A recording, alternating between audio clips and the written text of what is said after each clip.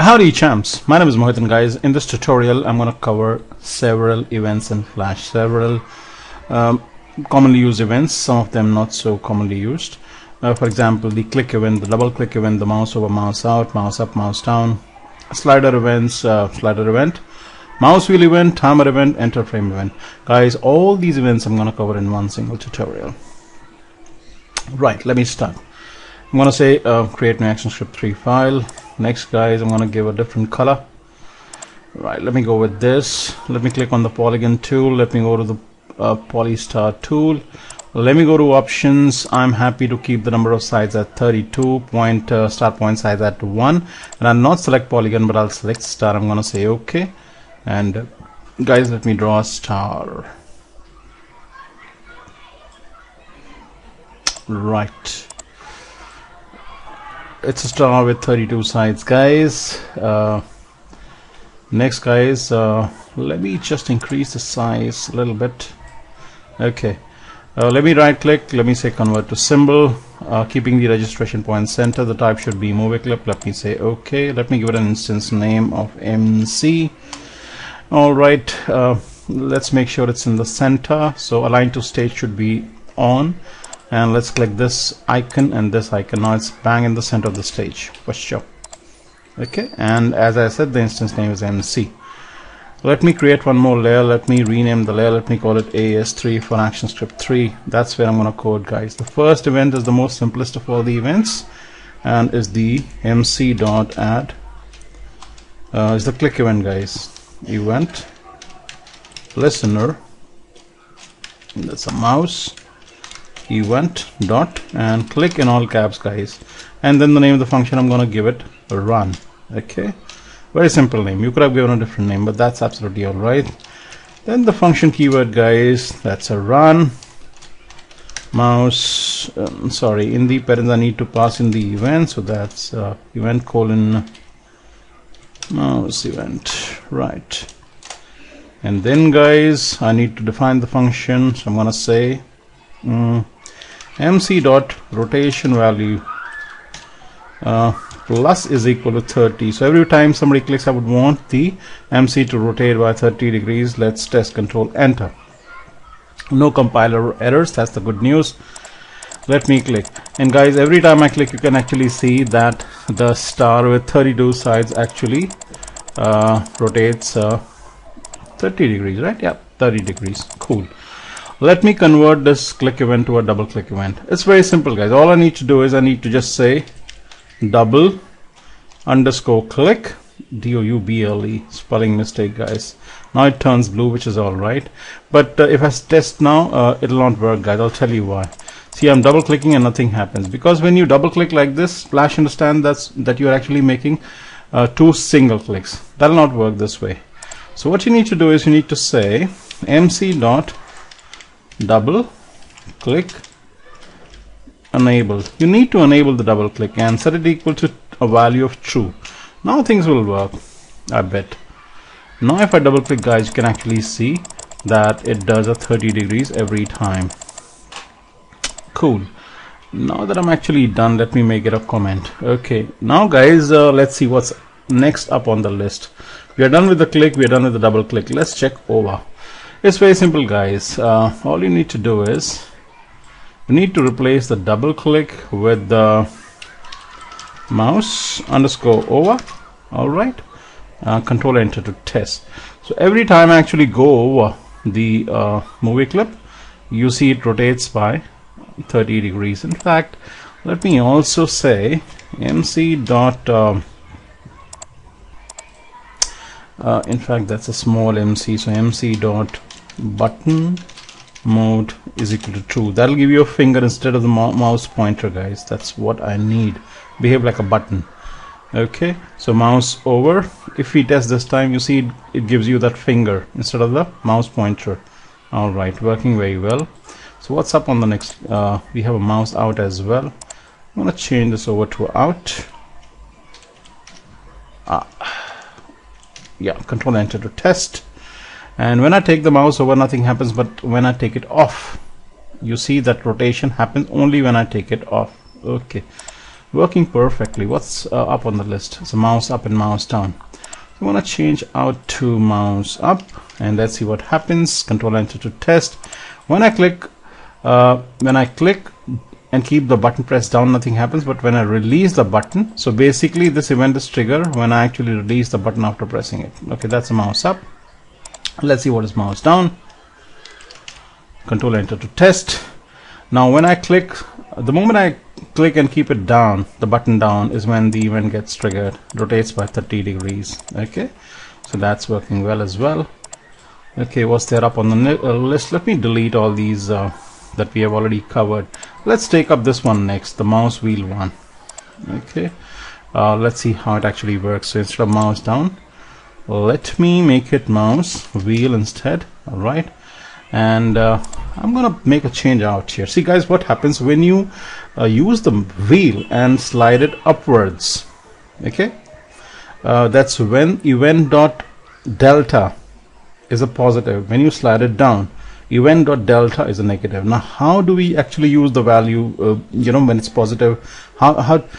What's the use of event dot delta? First of all, understand when you rotate it upwards, it's positive, otherwise it's negative. So I'm going to say, let's make the best use of it. If event dot delta is greater than 0, all right, as I said, it'll be positive if you rotate it upwards. Then I would want MC dot rotation to be plus 30.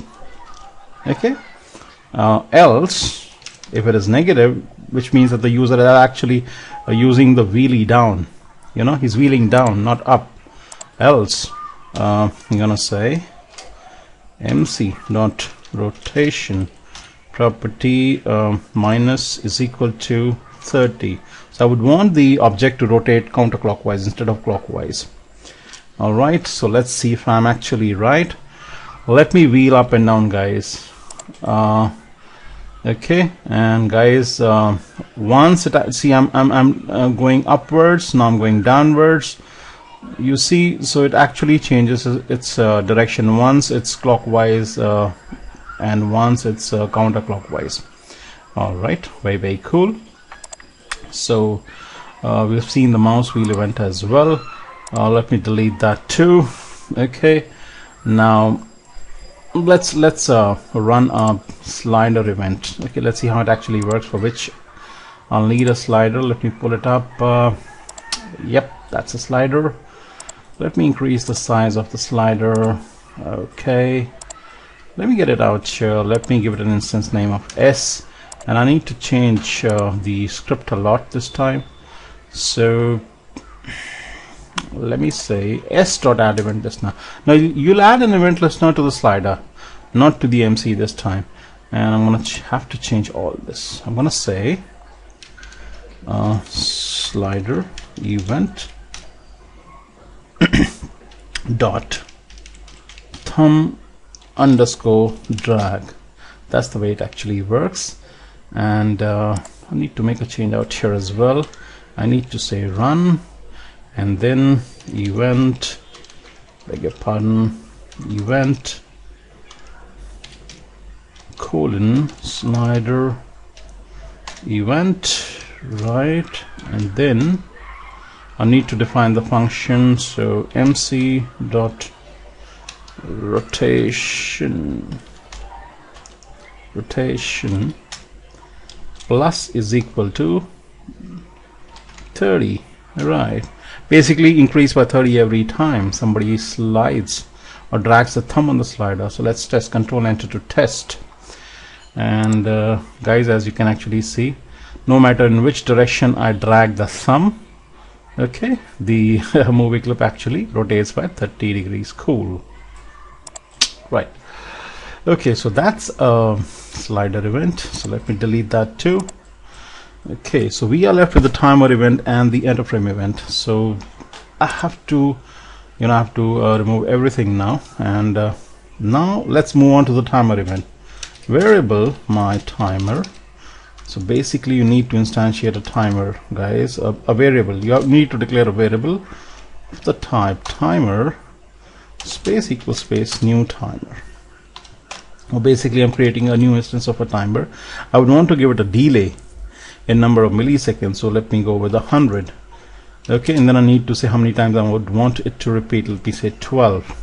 Alright, so I would want my the timer function to fire 12 times after every 100 milliseconds. That's 1/10 of a second. Okay, next I'm gonna say my timer dot add. So basically I need to add an event listener to the timer, not to the MC. Okay, and then timer event dot timer. It's not a mouse event, it's not a slider event, but instead it's a timer. It's a timer event. Okay, specifically of the type timer, and I would want the same function run to execute every time the timer fires. That's after 100 milliseconds.